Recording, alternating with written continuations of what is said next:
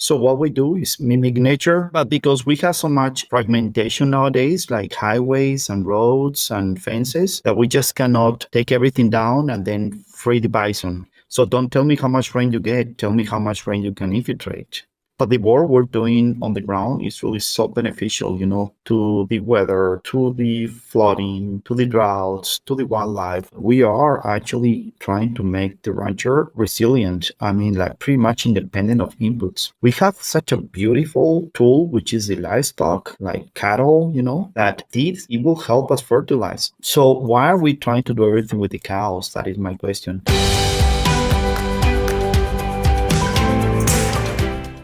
Okay, I'm very excited and honored to have Mr.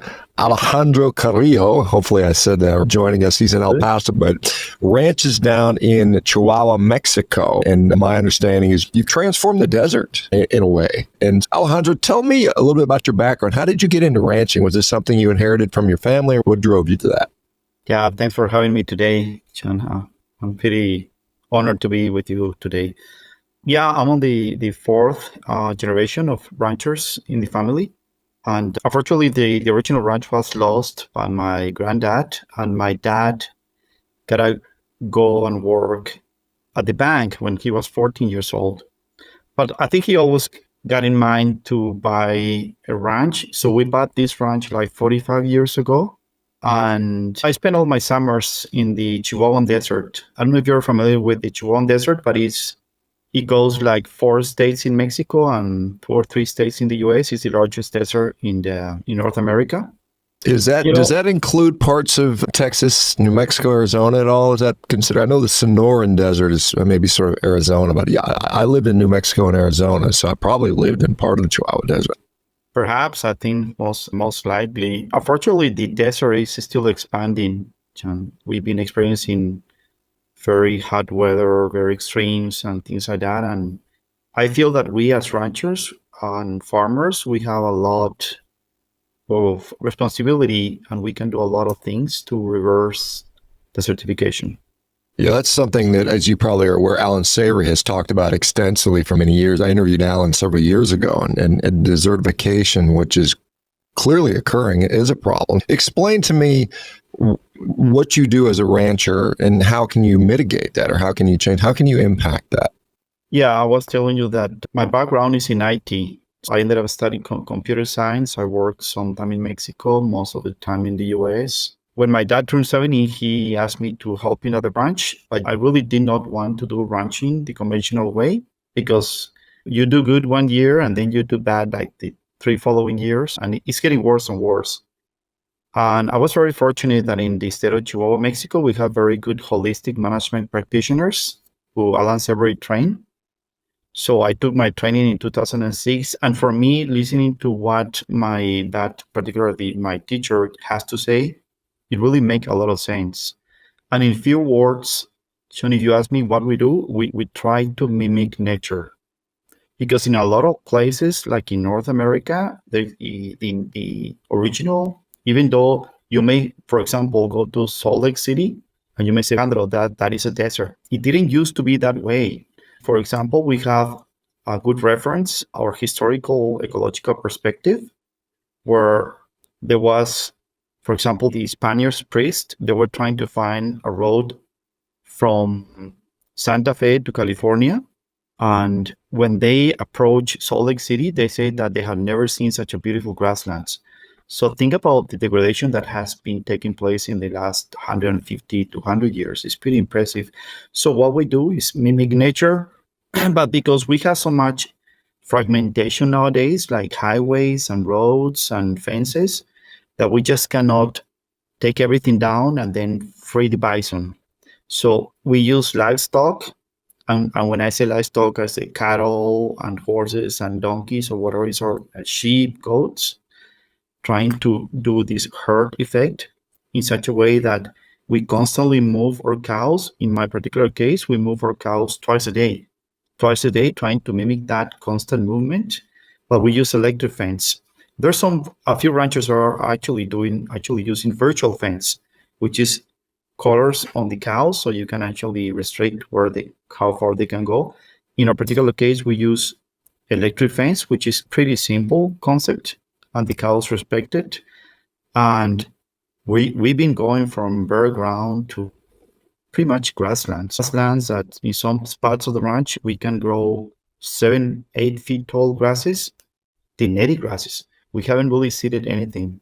Yeah, one of the, there's a fellow by the name of Frank Fitzpatrick who's using those collars down there in Orange County, California. I know Frank fairly well. In fact, I might see him next week or 2 weeks from now when I'm down there. And he's also doing regenerative stuff. And he talks about in the case there where obviously California, like Mexico, it was subject to so many droughts and wildfires, and livestock can actually reduce the incidence of wildfires by clearing away a lot of the combustible material, but at the same time improving the water quality of the land, so the water stores better in the soil. I understand, and correct me if I'm wrong, that you actually can impact the local weather by having the cattle there. Is that true? And if so, can you explain that a little bit? Yeah, what we have seen in ranchers under these principles, we've been able to actually increase the precipitation between 10 and 20%, which is pretty significant. Wherever you are, pretty much all northern Mexico, western US, wherever you go, I spent 40 days also last year in Australia, and they are experiencing the same challenges. But I think one of the most important things we do as ranchers practicing these holistic principles or approach management is to fix the water cycle. Because I don't know if you know this, John, but out of the 100% of the rain we get, about 60% of the rain is coming from the sea, because the sea has a way to actually promote rain and things like that. But inland, the other 40%, we need to have vegetation.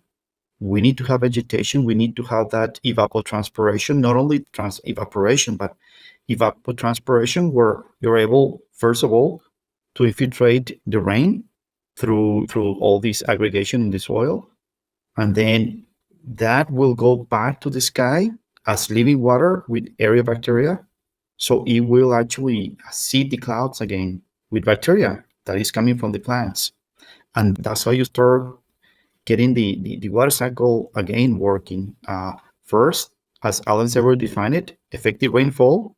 So don't tell me how much rain you get, tell me how much rain you can infiltrate. And let's say there was a study in Colorado and as well in Chihuahua, where we are only filtrating 40% of the rain. Imagine the impact that has on farming, on ranching. If I'm telling you that we only get 9 inches per year, effectively, the average is only 4 inches. So we are actually causing a lot of this drought and things like that. But yes, the answer is yes, we have seen it. What is the area that you require? I don't really know. Maybe it's 10,000 acres, something like that. But something really incredible can be done. Yeah, so when you can cause more plants to grow, water is retained in the soil more, and then it transpires up into the air, and it just builds into that water cycle that naturally occurs. Because Texas, obviously right next to Mexico, has the biggest herd of cattle in the U.S. We've got 22 million head of cattle or thereabouts, mostly desert. Particularly you look at West Texas, and it's very dry and deserty. Let me ask you, as far as the productivity of the land, when you're running cattle on a bunch of desert, you need a lot of acreage for very few cattle.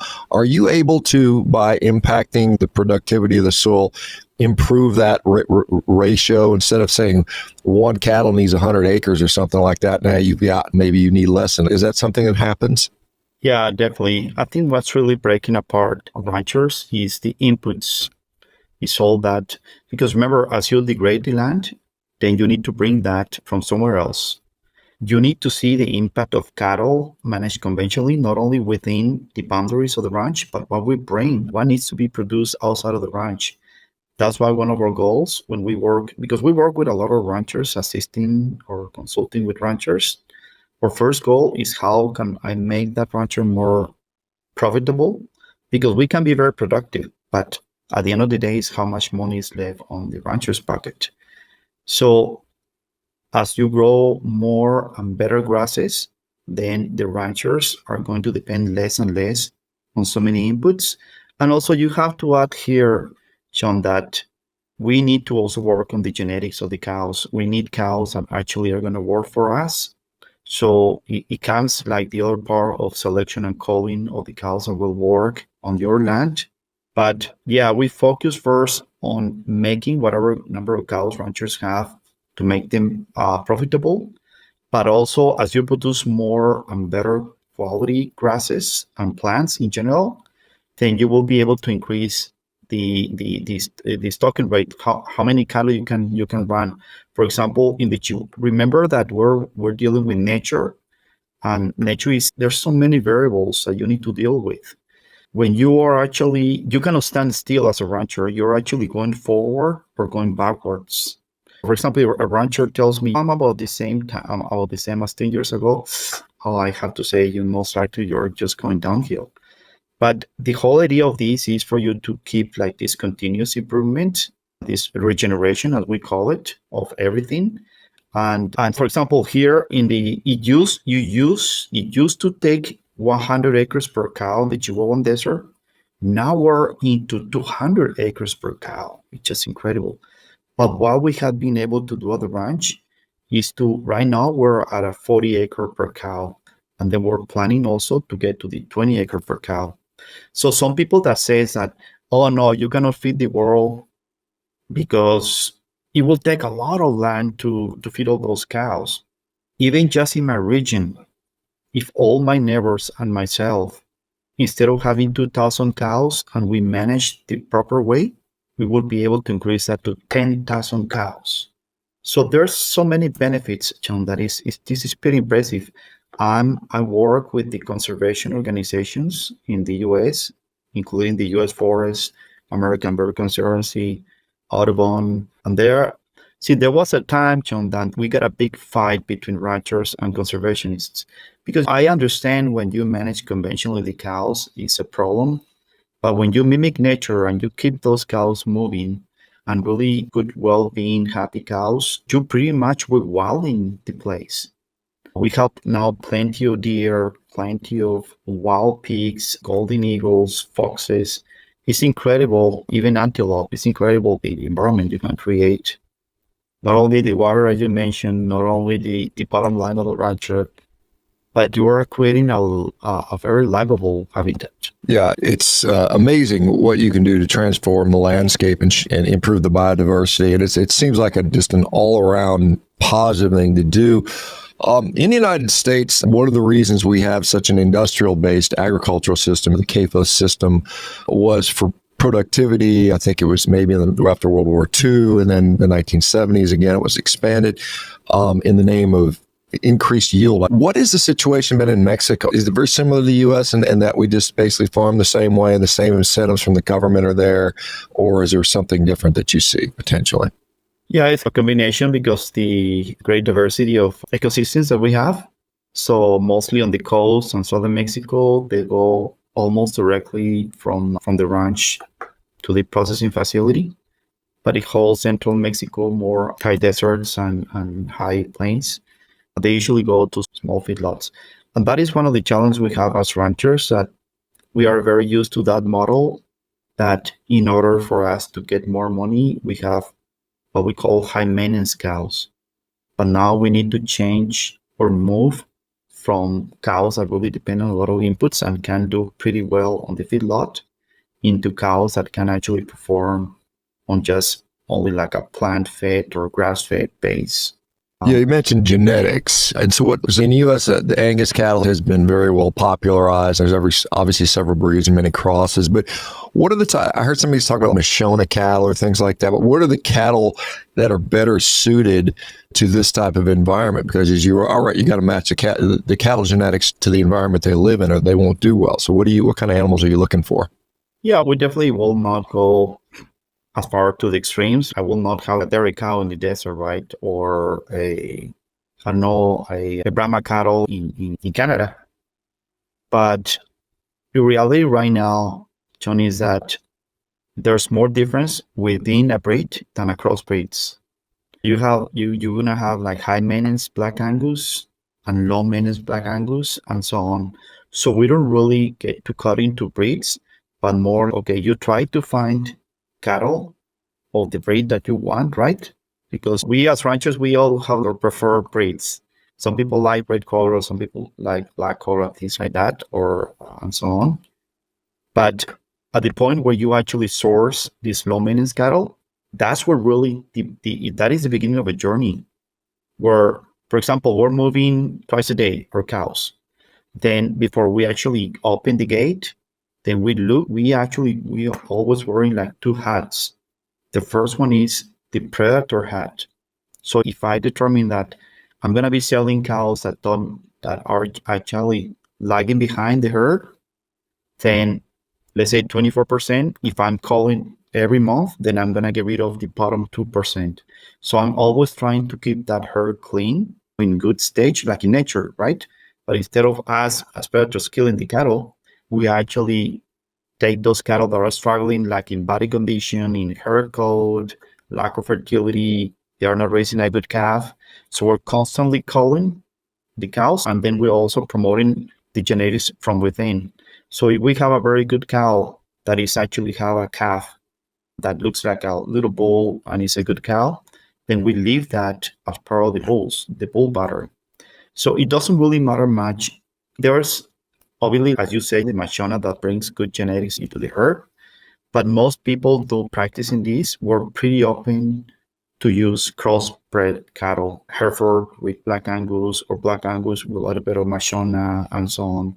And that's where we're getting actually the best results, that good source of genetics, plus you actually doing your homework or selecting and calling for whatever, because even we can have the same ranchers next to each other under the same like maturity on the regeneration, but our management is all going to be different.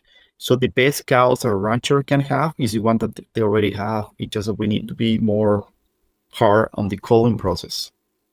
How long does it take to, obviously it's obviously a continuous transformation process, but a lot of ranchers that may be caught up in the conventional high input system where they're dependent upon equipment and herbicides, pesticides, they feed into the feeder system. How long does it take to become sustainable, profitable? Because a lot of people, I can't do this because I'm afraid I've got a business. How, like in the desert where you are, I would imagine it takes a while to transform that landscape. So you're not like you're in the Shenandoah Valley where guys like Joel Salatin are, they've got the perfect environment for this sort of stuff. And a lot of people say, I can't do it. I live in Alberta, Canada, where it's covered under snow 6 months out of the year. Mm-hmm. How do you do these things, and how long does it take? And when you started, I imagine it was harder because you didn't know, people hadn't figured some of this out. And now today we know a lot more. Is that correct? Oh, yeah, that is correct. I think something we need to recognize is everything actually goes around water. Microbiology actually thrives on a subaquatic environment, all the cycles, because at the end of the day, what we're trying to do, John, is to feed what we call the microherd. And the microherd is the microbiology in this world. So it's all about feeding that microbiology. For example, the mycorrhizal fungi is going to help us create aggregation that will help us infiltrate more water. And then you're going to have more greener plants year round. And I can give you an example of two extremes. I don't know if you have heard about Gabe Brown, like a good friend of mine. He's in North Dakota. I'm south of the border. Let's say that we're about south and north. He has extreme colds, I have extreme heat. The way we both manage has allowed us to actually extend the green season in North Dakota with a very cold place, and in my place with a very long dry rest periods. What we've been able to do with extending the green season, having like more better infiltration, more water for the plants, for the native plants and so on, is we've been able to reduce the inputs, because as long as you have a little better green, you don't have to feed your cows. What Gabe Brown has done at his ranch is a very strict selection and culling criteria, in such a way that he allows his cows to eat snow. So his cows don't drink water, they eat snow to survive. See, we're going back to the selection and culling. And in my case, for example, John, we've been getting only 3 inches on the last 20 months. And we haven't really got 1 or 2 very low death rate. And we haven't really fed anything to our cows so far.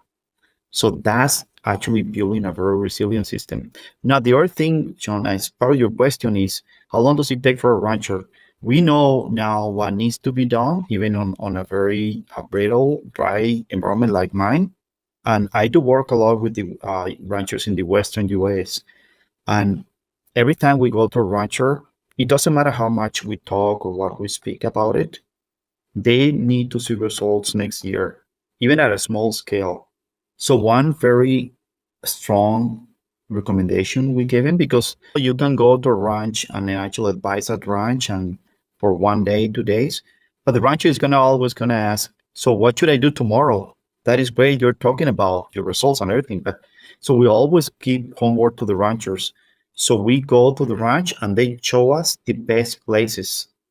So this is not actually to try to fix first the worst places. With that's our human nature. Our human nature is let's try to fix the worst place of the ranch. The more degraded, the more background.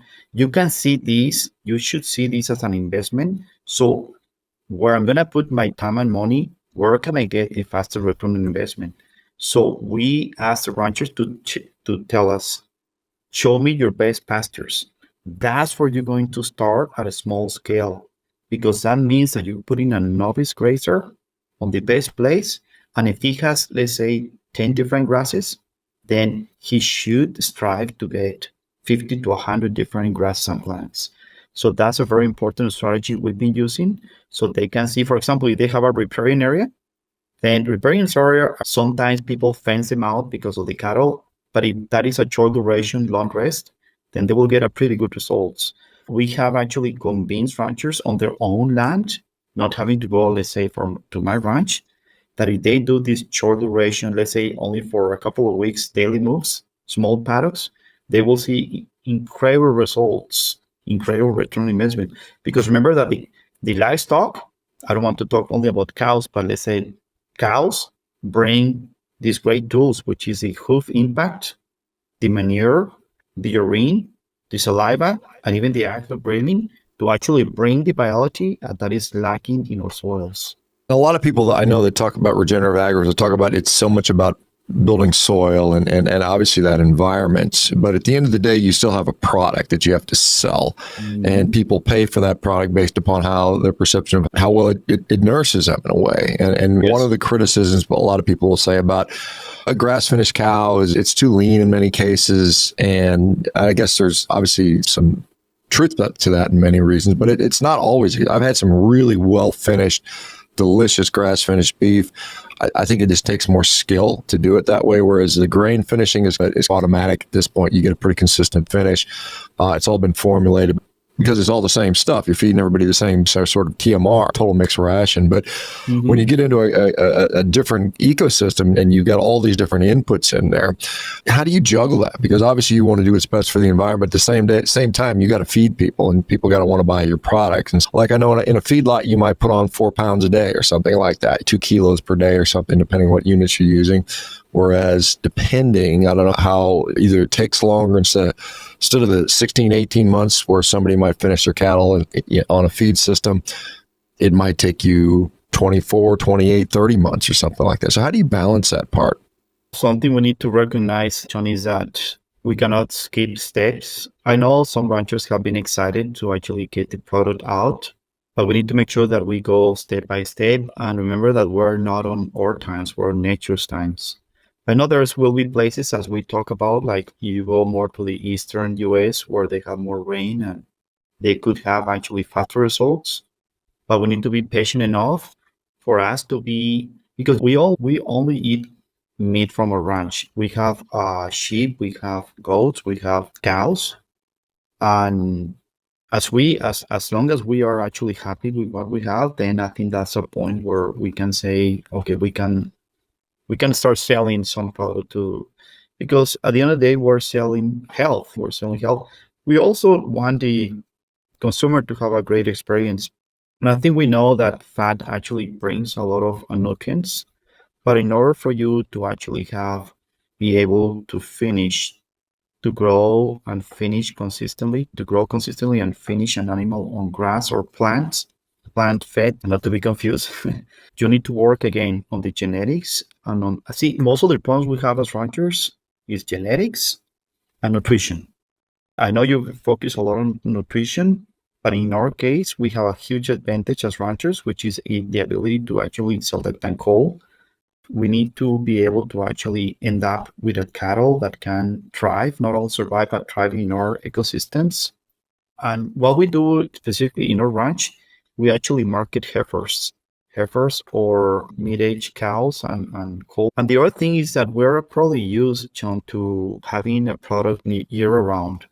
And in certain environments, you actually need to wait for the right season to harvest those cows. And in many places in the western US and northern Mexico, is during the fall. During the fall, the animals are preparing for winter and they will naturally put fat. So we need to actually educate our consumers that they may not have at the middle of a drought or they can get frozen product, which is, I don't think there's nothing wrong with it. But we as ranchers, we just cannot expect to keep processing animals year round because that's going to be. No, the other thing that we need to understand as consumers is even, I would actually even consider, you may disagree with me on this one, but a lot of ranchers in Chihuahua, we don't have yet the culture of eating like a good, clean, high nutrition meat. But the work we're doing on the ground is really so beneficial to the weather, to the flooding, to the droughts, to the wildlife. So even I know some ranchers are actually doing all the work and also finishing on corn, which I'm okay with that because it's not easy. As you say, no, it's not easy. But I think as consumers, we need to go beyond not only buying a good product, but what that production model is doing to the whole world, the whole ecosystem.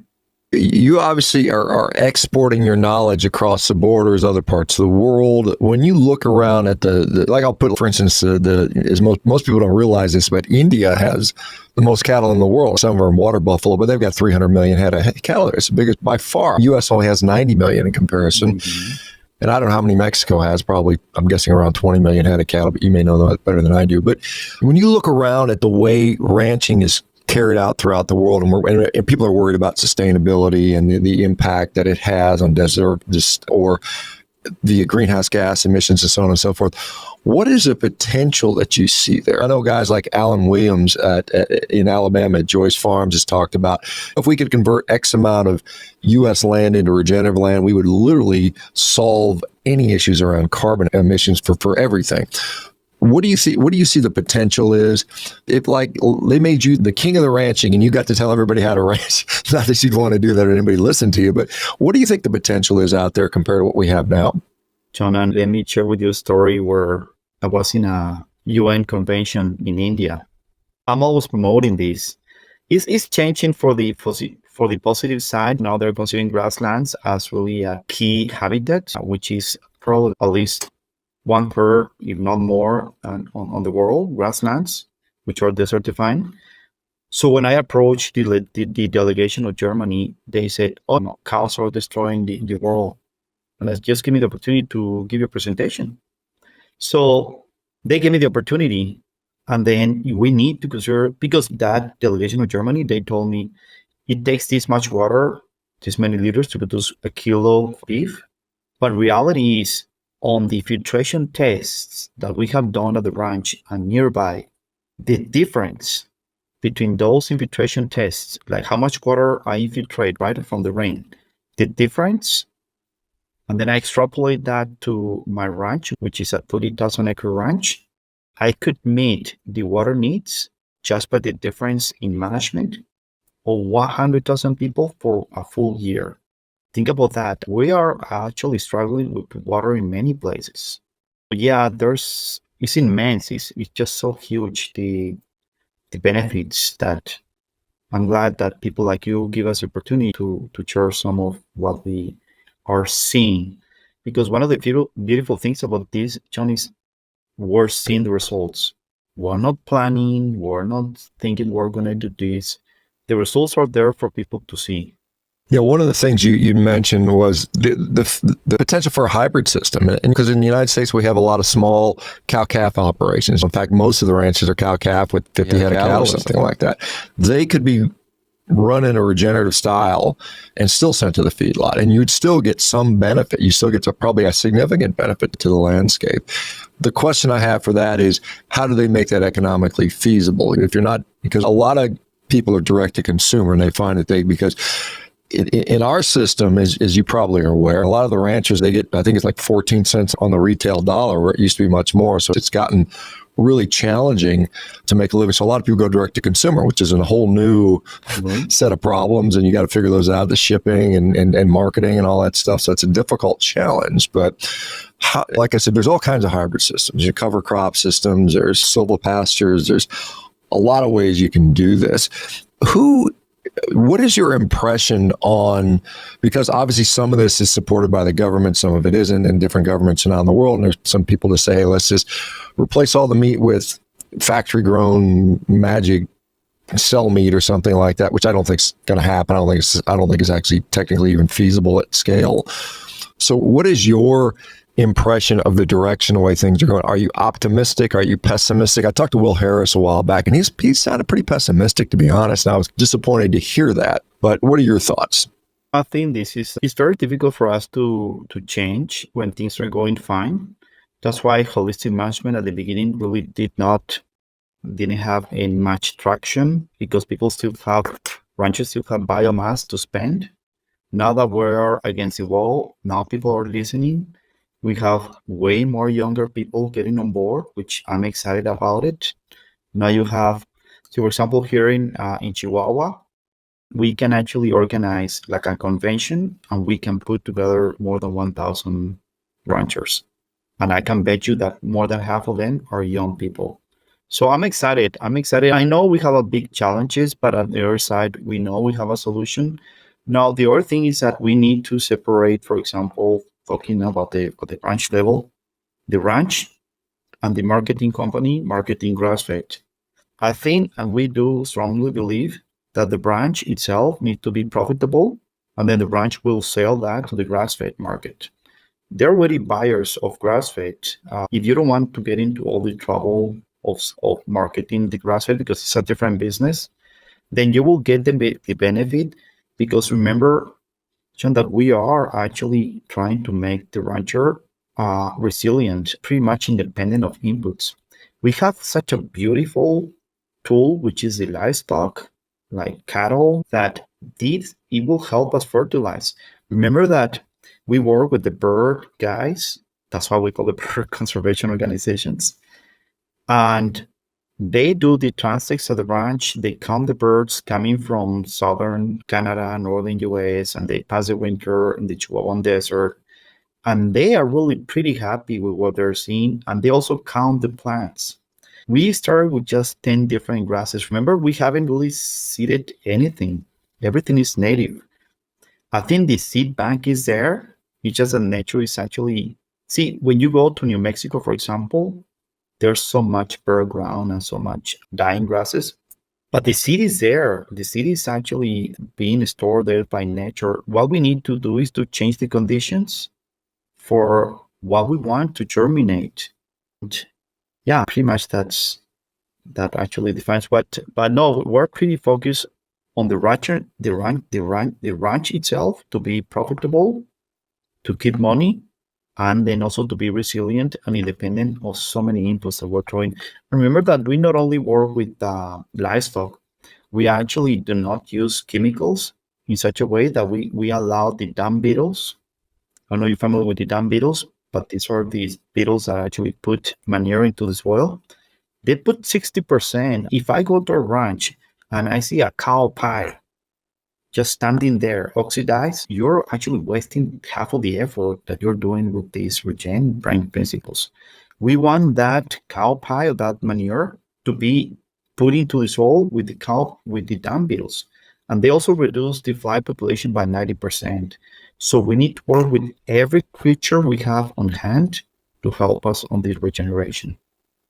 Let me ask you about the benefits of multi-species grazing. I know there's, like I said, I mentioned Joel again, Polyface Farms does that. Is that the best way to do it? You think, does every environment okay for I'm going to run cows and have chickens behind it, because chickens will peck through the manure and take care of the parasites, and maybe you have pigs snooting around in the forest and stuff like that. How because obviously cattle ranchers know cows, and maybe they may not be so familiar with the other species, but how hard is it to integrate a multi-species operation, and is it at the end of the day always going to give you a reward, you think? Yeah, John, because remember that we're trying to mimic nature, and nature doesn't do it everything with, for example, let's go back to 150, 200 years ago. There were not only bison keeping the grasslands healthy.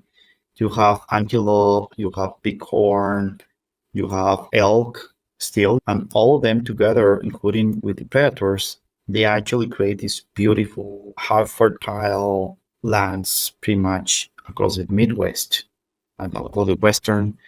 Actually, Alan Williams told me that there used to be bison for every area, for every region. And I do believe that. So why are we trying to do everything with the cows? That is my question. But we ranchers have built infrastructure. The other thing is that you may want to first dominate or control one kind of species, because I also have seen ranchers trying to get everything together, like chickens and goats and sheep and cows, and every animal has its own challenges. So it's better for you to just try to make it work with one species. What we have done at the ranch, remember, John, that we're trying to make this like on a bigger scale. So it really depends on your context. There will be very small places that it will make more sense to have sheep or chicken. But in large places, what we're doing at the ranch is we're actually using cows, donkeys, and horses, because those species really allow us to use the current infrastructure while at the same time we're actually bringing multi-species. For example, in my ranch, we have flats, we have hills, but we also have a mountain range. And you can see when we actually push the cows to the canyons to graze, the cows can go at a certain height, but then the donkeys actually work at a higher ground. So that would actually help us to actually work the whole land. And that will be good for wildlife, for water infiltration and everything. But no, I'm a strong believer on multiple species grazing.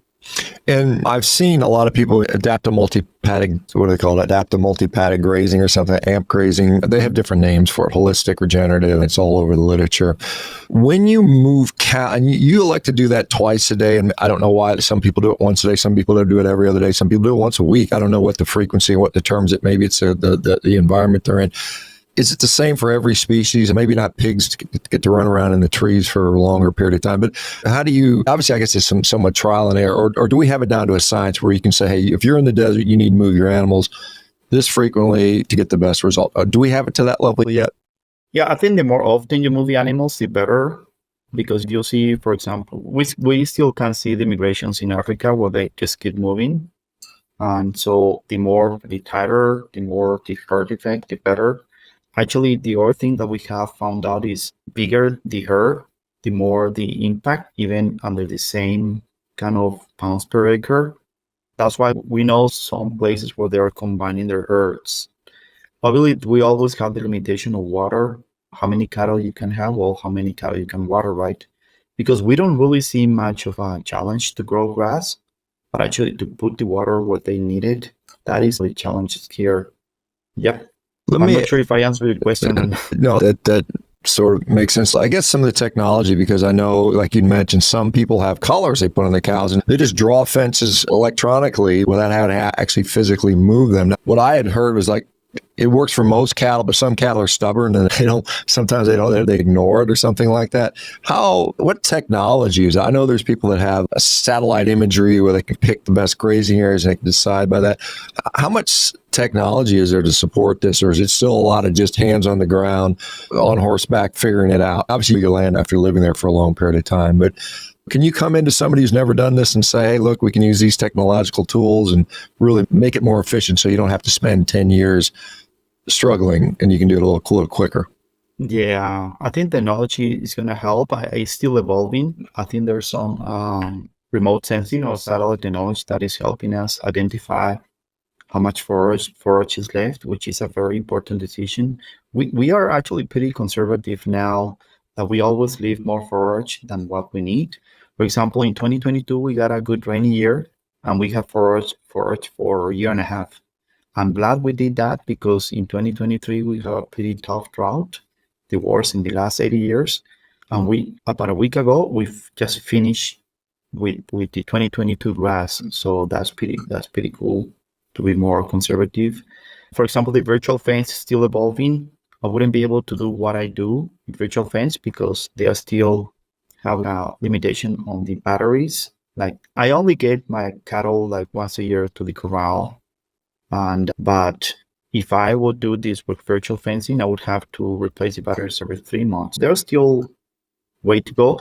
I think virtual fencing is very helpful right now on public lands in the US because those are really big chunks of land, and it's allowing ranchers with access to public land to actually control the cattle in certain sections. I think it's going to be very helpful. But what actually we will never be able to replace is our observation skills. For example, the ranch, it's the cows that actually decide whether we did a good job or not. But let's say that you go and estimate, because remember that things are changing by season, like sometimes it rains, sometimes it did not rain on the same pasture. And then is every morning that you move the cows, they will tell you we're happy. You're gonna learn like the behavior of the cows, where they're happy, where they're excited, whether they are hungry. For us, actually, the cows are the ones leading the way in how we actually determine the size of the paddocks or how much forage you're gonna get given. The other thing, John, and that goes back to consumers. Sometimes consumers ask, it's important, it would be ideal for consumers to know the ranchers or farmers producing the food. I told consumers, just use your common sense, use your senses. The place that you're going, does it look nice? Does it smell good? Can you see live butterflies and bees and everything? Does it taste good? Because probably you know that, but the research that is being done at the Utah University is relating the nutrient density of the meat to the number of plants that animal is eating.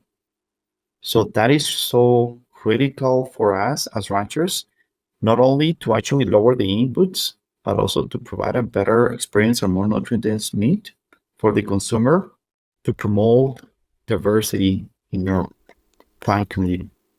Yeah, you're probably referring to the work that Stefan Van Vliet and Fred Provenza have been doing on different, nutrient profiles on different ways cattle are raised. And certainly, to me, it makes sense. My only caveat is I eat a carnivore diet, so I need fat. I got to have enough fat so that I have energy. And so I think that's the big challenge. Is obviously, it is.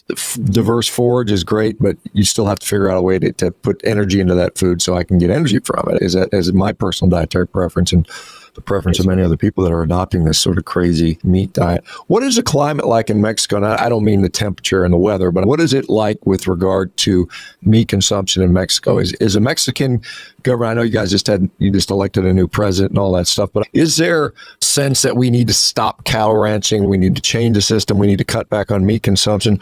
Or maybe the thing that makes most sense to me is do it in a better way, not cut back, but do it in a better way. And as you pointed out, I think you could actually, correct me if I'm wrong, but I think there's somewhere between 1 billion and 1.5 billion cattle in the world today. I think the world could probably do with more if we did it the right way. Like Alan Saver says, we need more cows, not less. So what do you think? I know this is purely speculative on your part. What do you think would be, how many cattle should be on Earth, in your view, if they were well managed? Probably like 5 times more. Five times more head of cattle. Yeah, 5 billion cows. That would be awesome. Yeah, and we will also have a huge increase in wildlife as well. A huge increase, for example, at the ranch, we don't use any chemicals. We don't even vaccinate our cows because I'm a strong believer on nutrition more than vaccinations. So we don't put any ivermectin, we don't put any like that. And you can see that there's so much life. Instead of you saying, oh, the cows are taking the place of our wildlife. No, actually, they all can cohabit on the same place, but oh yeah, we can actually increase that. Now, about Mexico, I think Mexicans like meat. It may vary wherever you are. Like Southern Mexico, they may like more pork. Central Mexico, they may like more smaller animals like goats and sheep. And Northern Mexico, we love beef. Yeah, last time I was in Mexico, I had some really good beef. I went to a restaurant, I had some really good beef. I'm not sure where I'm sure it was local, but it's certainly there. And in the United States, one of the concerns is the average cattle rancher is 63 years old or something like that. Is that the same situation in Mexico, or does it a little more even? Are there more younger people involved in Mexico? No, I think it's the same situation. I think just the difference is that in Mexico, at least in our state of Chihuahua, you have way many more younger people getting on board.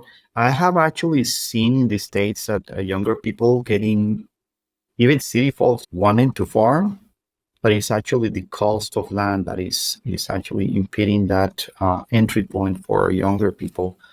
I don't know. I think there are solutions, but I don't know what the willingness is because there's so much public land that can be used. Is a lot of land that I see on the Western US is so underutilized. It's just so much potential.